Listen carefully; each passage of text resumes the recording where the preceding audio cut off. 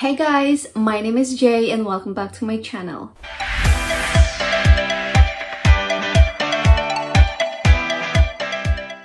For today's video, I'm gonna show you something different. I have been flipping furnitures. I don't know if I have mentioned that to you.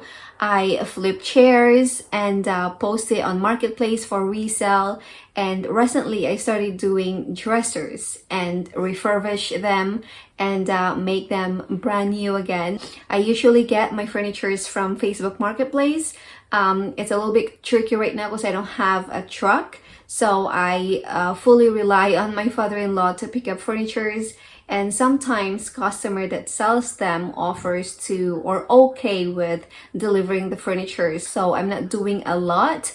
I have done 2 dressers that got sold already and some small items as well. But this specific furnitures I love because of the unique drawer pulls. So I purchased the dresser for $30. And I just spend time refurbishing the drawer pulls itself.